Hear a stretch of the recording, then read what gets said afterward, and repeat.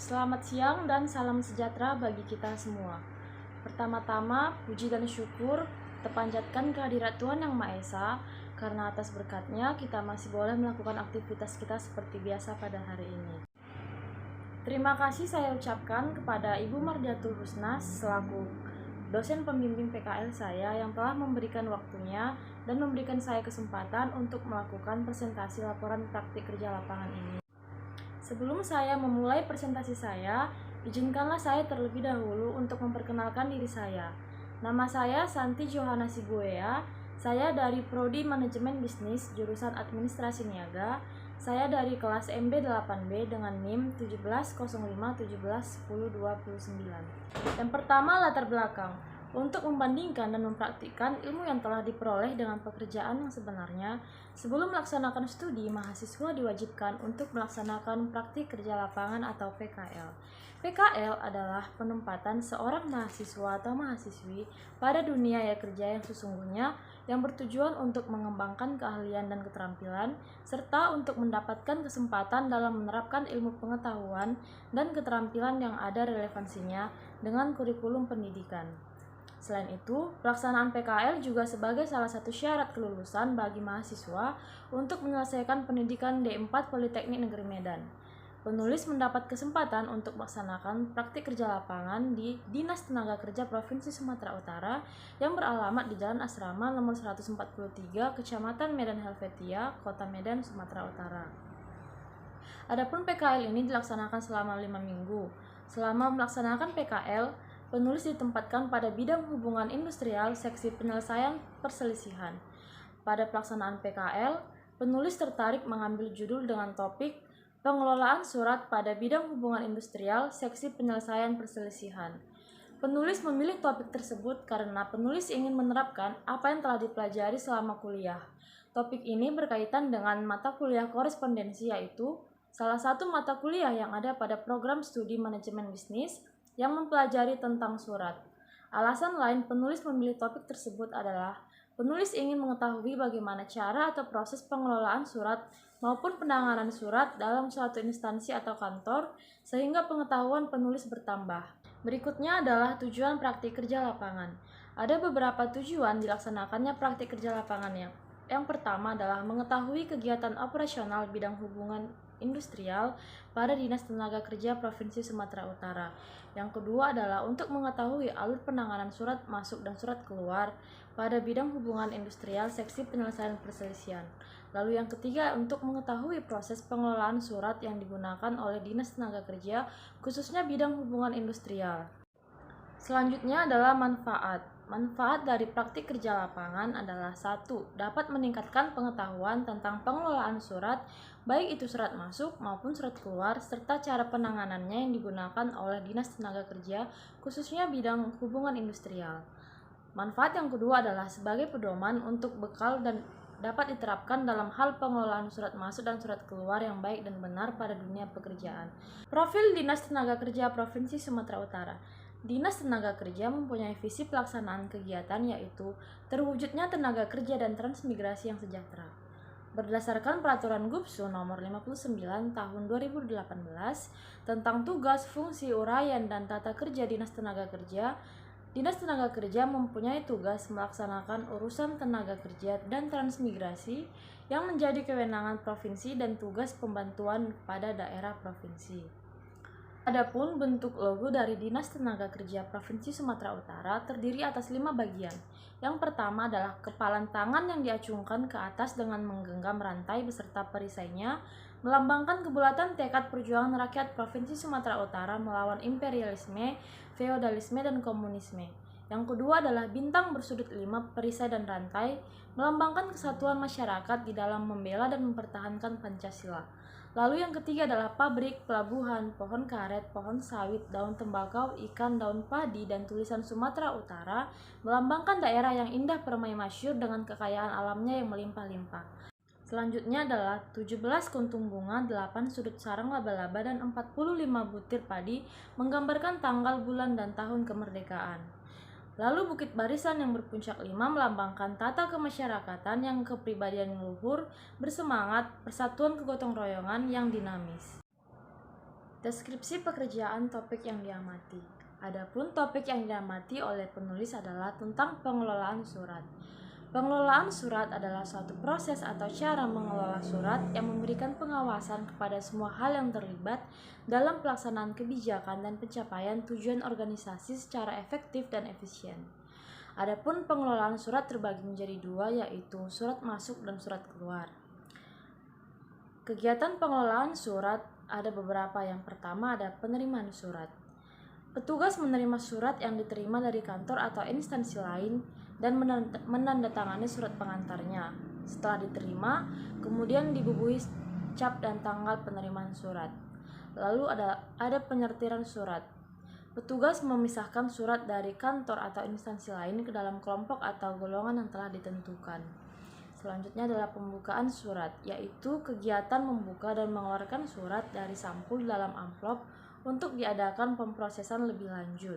Selanjutnya dilakukan pencatatan isi surat agar informasinya dapat tersampaikan kepada bagian yang akan dituju pada pencatatan surat dilakukan dengan baik dan benar. Lalu pengarahan surat masuk. Hal ini dilakukan oleh pengarah surat.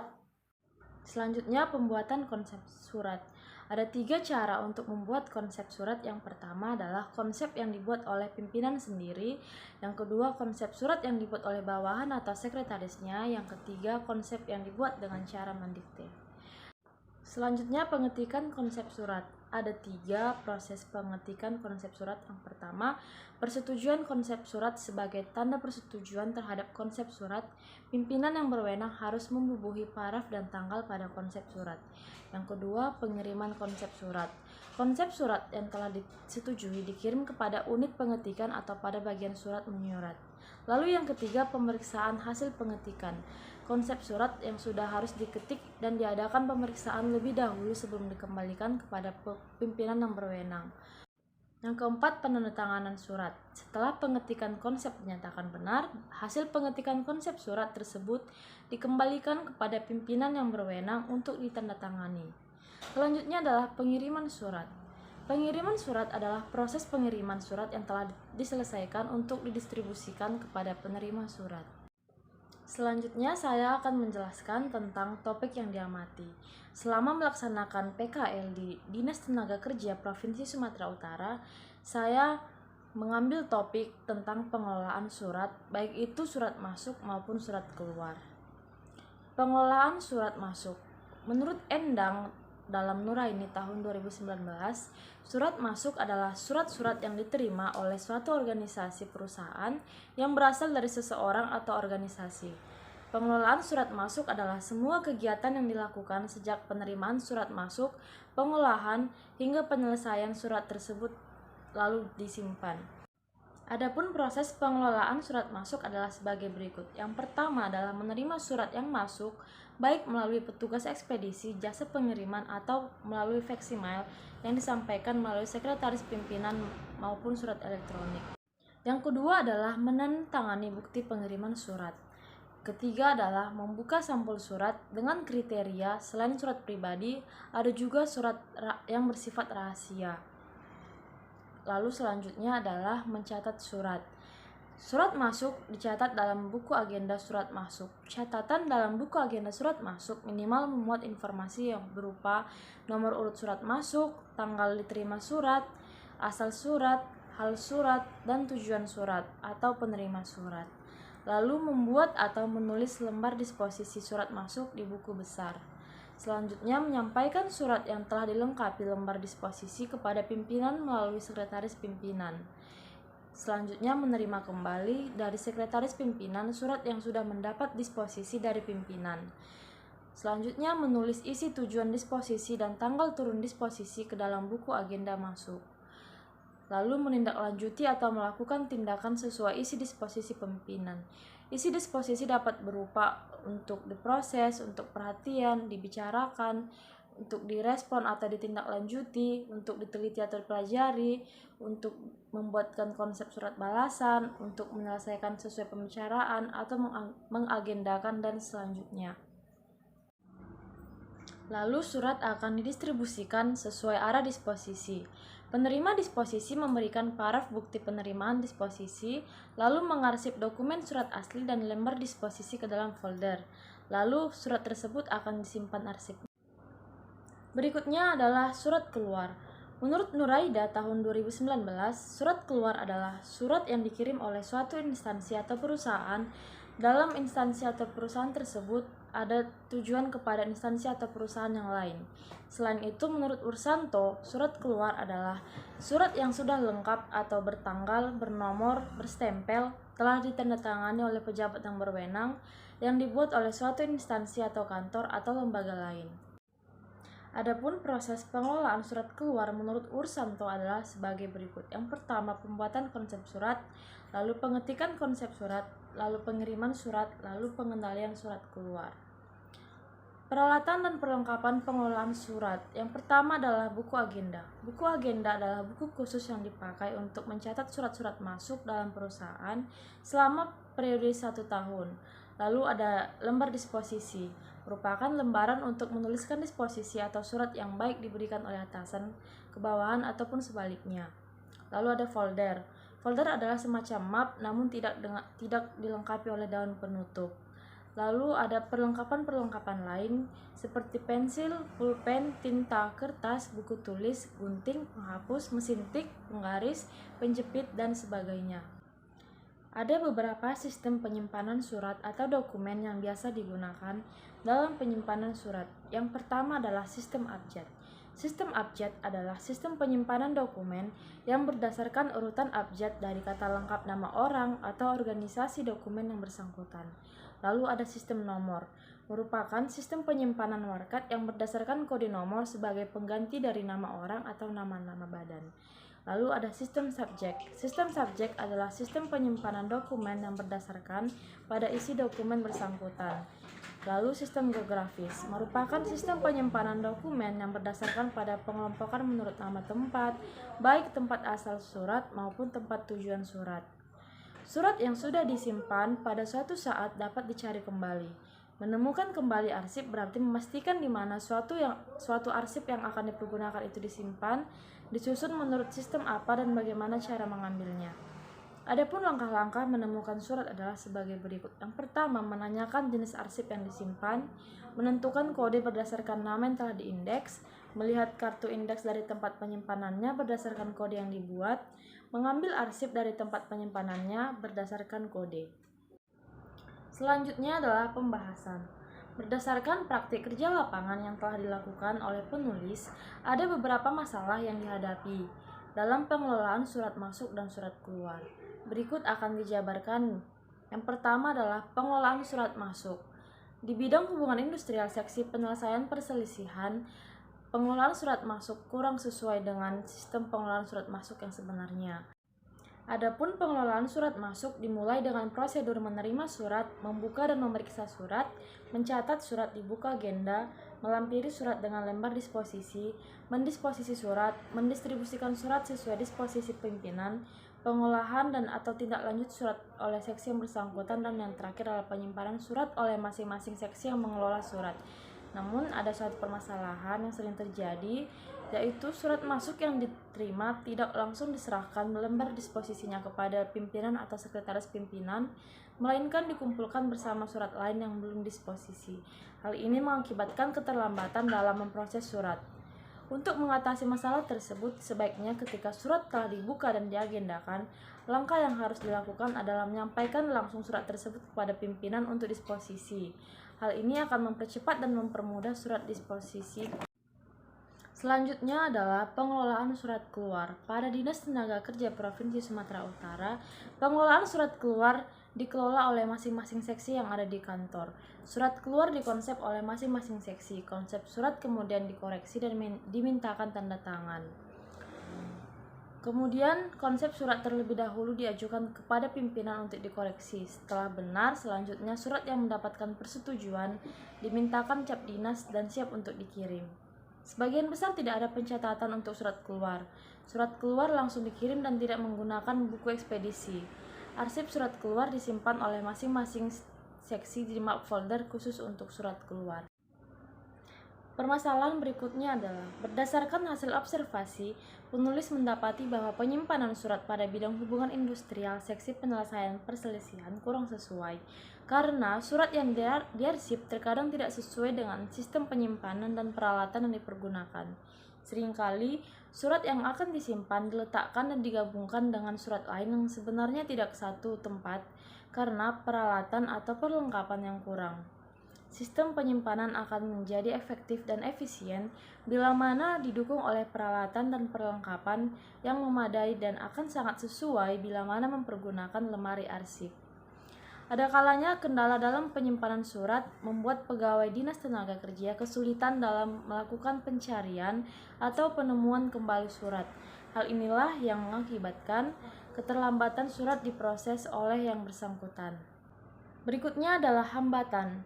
Selama melaksanakan praktik kerja lapangan selama kurang lebih 5 minggu, penulis secara pribadi tidak mengalami hambatan apapun dikarenakan penulis dibekali ilmu oleh pegawai di Dinas Tenaga Kerja Provinsi Sumatera Utara setiap kali akan melakukan pekerjaan dan selalu didampingi ketika melakukan pekerjaan baru. Namun, dalam proses pelaksanaan praktik kerja lapangan, penulis mendapati hambatan atau kekurangan pada Dinas Tenaga Kerja Provinsi Sumatera Utara, seperti lamanya disposisi surat yang mengakibatkan keterlambatan dalam pemrosesan surat, sehingga keterlambat untuk ditindaklanjuti. Hambatan lain yaitu keterlambatan proses surat keluar seperti surat balasan atau surat perintah tugas untuk melakukan sesuatu. Lalu berikutnya adalah kesimpulan. Selama melaksanakan praktik kerja lapangan selama 5 minggu di Dinas Tenaga Kerja Provinsi Sumatera Utara, Jalan Asrama nomor 143 Medan Helvetia, penulis mendapatkan banyak pengalaman dan dapat ditarik kesimpulan bahwa pengelolaan surat adalah suatu proses atau cara mengelola yang memberikan pengawasan pada semua hal yang terlibat dalam pelaksanaan dan kebijakan dan pencapaian tujuan organisasi secara efektif dan efisien. Pengelolaan surat dibagi menjadi dua, yaitu surat masuk dan surat keluar. Dinas Tenaga Kerja Provinsi Sumatera Utara menyerahkan tanggung jawab kepada setiap divisi yang ada untuk mengelola surat masuk dan surat keluar. Adapun prosedur pengelolaan surat masuk dan keluar pada Dinas Tenaga Kerja Provinsi Sumatera Utara bidang hubungan industrial seksi penyelesaian perselisihan bisa dikatakan baik dan lancar. Prosedur pengelolaan surat masuk pada Disnaker terdiri atas menerima surat, membuka surat, menilai surat, mencatat surat, penandatanganan surat, mengarahkan surat, penyimpanan surat. Sedangkan untuk prosedur pengelolaan surat keluar terdiri dari pembuatan konsep surat, persetujuan konsep surat, pengetikan surat, penandatanganan surat, pencatatan surat, pemberian cap dinas, penyampulan surat, pengiriman surat, lalu penyimpanan dan proses pengarsipan surat pada bidang hubungan industrial. Kesimpulan yang berikutnya adalah proses pengarsipan surat pada bidang hubungan industrial seksi penyelesaian perselisihan adalah sebagai berikut. Yang pertama, pemeriksaan arsip, mengindeks arsip, memberi tanda, menyortir arsip, dan menyimpan arsip. Selanjutnya adalah saran. Pelaksanaan praktik kerja lapangan adalah kegiatan yang memberikan dampak positif bagi semua pihak yang terlibat, yaitu Politeknik Negeri Medan, Dinas Tenaga Kerja Provinsi Sumatera Utara, terkhusus mahasiswa-mahasiswi Politeknik Negeri Medan. Pada kesempatan ini, penulis ingin menyampaikan beberapa saran yang diharapkan dapat menjadi masukan atau bahan pertimbangan bagi pihak yang terkait. Adapun saran penulis adalah yang pertama, Dinas Tenaga Kerja Provinsi Sumatera Utara khususnya bidang hubungan industrial seksi penyelesaian perselisihan diharapkan dapat memperbaiki proses pengelolaan surat masuk dan surat keluar dengan menerapkan prosedur yang baik dan benar, sehingga surat dapat ditangani dengan cepat sesuai dengan yang diharapkan. Yang kedua, Dinas Tenaga Kerja Provinsi Sumatera Utara diharapkan dapat menambah peralatan atau perlengkapan yang dibutuhkan dalam proses penanganan dan pengelolaan surat masuk dan surat keluar untuk mendukung lancarnya proses pengelolaan surat di bidang hubungan industrial seksi penyelesaian perselisihan. Berikutnya, Dinas Tenaga Kerja Provinsi Sumatera Utara juga diharapkan memberikan pembekalan di awal kepada mahasiswa tentang gambaran umum perusahaan, ruang lingkup perusahaan, peraturan yang harus ditaati oleh mahasiswa yang melaksanakan praktik kerja lapangan. Sekian presentasi hasil laporan praktik kerja lapangan saya. Apabila ada kesalahan tutur kata, saya mohon maaf. Sekian dan terima kasih.